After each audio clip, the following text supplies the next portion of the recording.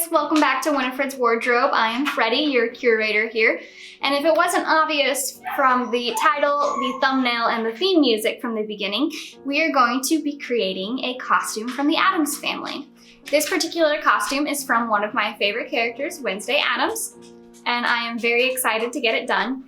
So I am actually going off of a pattern that I really should have gotten. You know, I'm missing a lot of supplies. I'll be back. Okay, I'm back with mostly everything that I need. So I am using a commercial pattern. I'm using Butterick. I am using Butterick 6702, which is this guy here. I am using dress A, but I'm using the sleeves from B and C because I feel like Wednesday as she grows up will still be a long sleeve kind of gal. So this is the pattern that I'm using, and that's the modifications I'm making for that. For fabric choices, I'm using mostly cotton. I'm using a black cotton and a white cotton I got from Joann's. Pretty straightforward. But for the sleeves, I'm using a specialty fabric from their The Witching Hour collection that I have seemed to misplace, and I don't know where it is. So you guys will see it when I cut out these sleeves. It's this really cool spider web effect because I feel like as Wednesday matures, she's gonna get a little more kooky and spooky in her outfit. But you know, still very classic Wednesday. I am going for the full button-down front like the classic Wednesday Addams from Black and White show. I'm taking my inspiration from a little bit of everywhere, to be honest. What else am I missing? Oh yeah, and I'm gonna be embroidering the collar. I'm really excited about that. It's going to be my very first embroidering attempt. There's gonna be a spider on one side and a spider web on the other. So I'm really hoping that turns out really good. So yeah. This is actually going to be my first full-fledged costume video for you guys, so I hope you like it. I am hoping to do a lot more, and I'm just really nervous to make it because I have a vision in my head and I really hope it turns out in real life, you know?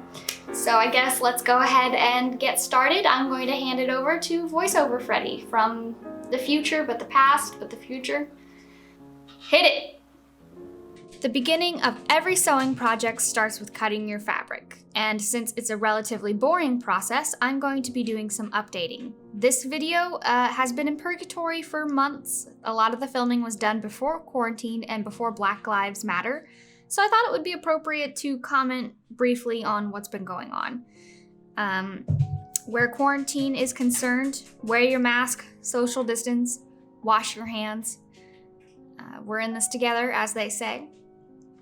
For Black Lives Matter, stay informed, stay proactive, and listen to people of color as they try to inform and educate us on the things that they experience.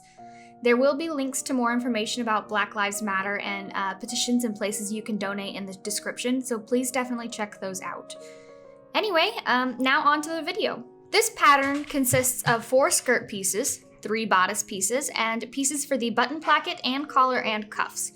I don't show these sleeve pieces here because I still could not find the fabric when I was cutting it out, so just think of it as prolonging the suspense. The placket, collar, and cuffs all required interfacing, so I ironed that on next, and let me just say, I despise iron-on interfacing. It is the worst. I marked my darts on the bodice with Sharpie after making sure it wouldn't be seen from the other side with some scrap fabric, and then they were sewn up and ironed.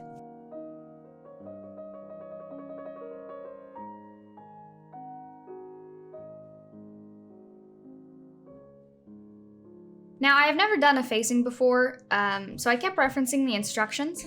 It's surprisingly simple once you've done one. First, you pin one facing to the back piece with right sides together. You can baste this in, but I just didn't bother. Next, you'll iron the bottom edge of the second facing to the seam allowance. So in this case, I did 5/8. Then pin the ironed facing to the back pieces with the wrong sides together, so you're basically sandwiching that raw edge of the back piece in between the facings. Sew and press. Attach the unironed facing to the front pieces at shoulder seams with right sides together. Make sure to give this a press after you sew it up. To close the facing, you're going to smooth down the ironed facing, so the one on the bottom of the pieces, to cover the raw edges of the front. Top stitch and press, and you've completed your first facing. To finish the bodice, sew and press the side seams.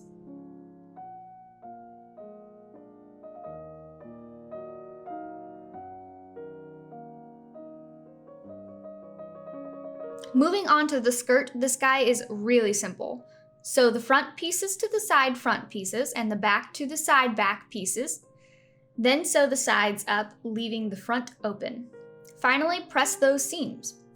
To finish the seams neatly, I folded the raw edge under to sort of kind of fell them, and then I top stitched them as well.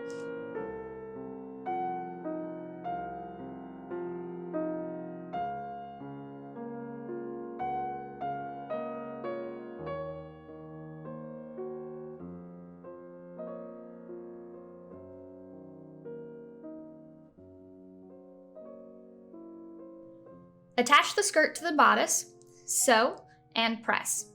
To cover the raw edge at the waist, I trimmed the skirt seam allowance and folded the bodice seam allowance under to sandwich the raw edges in between, and of course I top stitched that.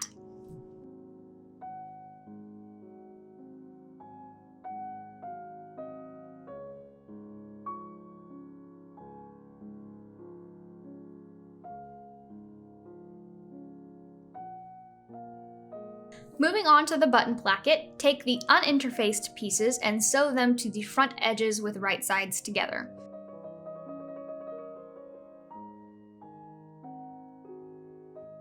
Then iron the interfaced piece to 5/8 on the side that attaches to the bodice fabric. Sew the plackets together right sides facing each other and then press everything. Like with the facing, we're going to turn the interfaced placket inwards to sandwich the raw edges of the front pieces and stitch. Now make sure to give this a really good press because once you have the buttons and buttonholes, it's going to be really hard to do later.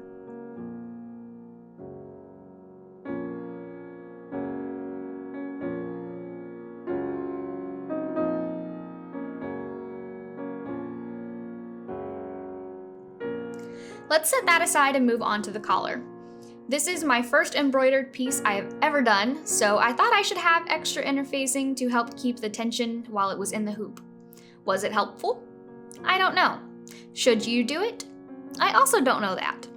But I did mark my seam allowances before starting and then I traced the designs. Starting with the web, I did a simple long stitch with the floss doubled on the long lines. Then I used a single piece of floss for the smaller lines. To help define where the lines intersect and to keep the slight curve of the smaller lines, I sort of knotted where they intersected and on the lowest part of the smaller lines. Not the best explanation, but I was just kind of winging it, to be honest.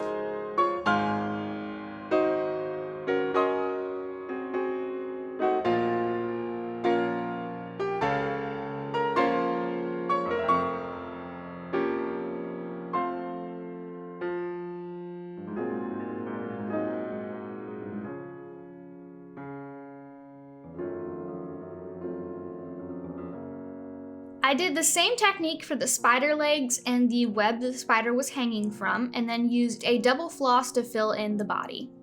With the embroidery done, cut away the excess interfacing and sew the interfaced collar to the uninterfaced collar.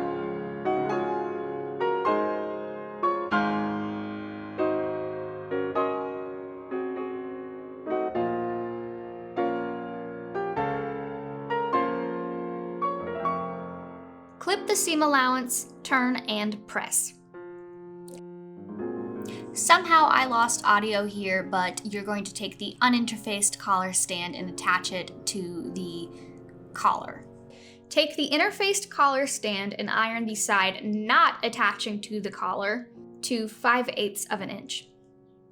Then sandwich the collar in between the collar stand. You want the embroidery of the collar facing the right side of the uninterfaced stand, and then the bottom of the collar piece right sides with the interfaced edge. So the interface is going to be towards your neck, not outside, if that makes sense.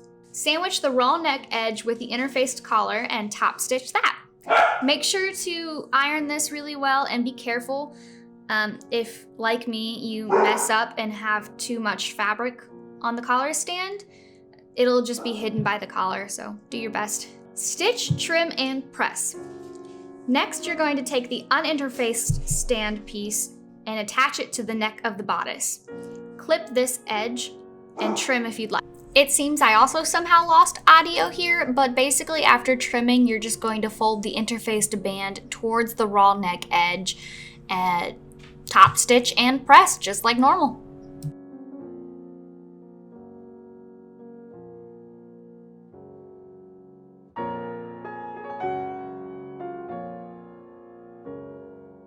Before working on the sleeves, I made the buttonholes with my machine and hand sewn the buttons. It's a lengthy process, so I'm not going to show too much of it here.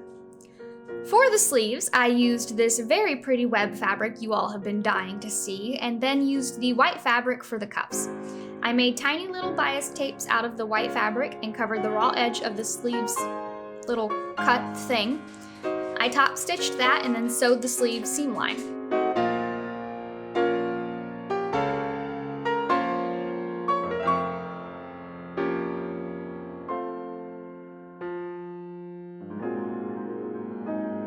For the cuff, iron one side to 5/8 and then sew the raw edges of the cuff and lower edge sleeve together. Follow your markings here because I definitely did it and I screwed it up. Now fold the cuff in half and sandwich the raw edge between the cuff. And then, you guessed it, top stitch. Make the buttonholes and sew the buttons while I realized that I screwed up. After attaching it to the bodice, I decided to leave the cuffs alone and just hem the skirt. Now, for the reveal.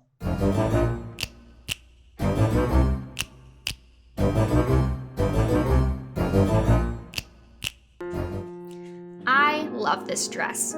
There are things I do differently now that I've made the pattern, but I think for a lot of firsts, she turned out pretty spooktacular. If you guys want to see more of these sewing vlogs and more of my shenanigans, please feel free to hit that like and subscribe button, and I will see you guys in the next video. Bye!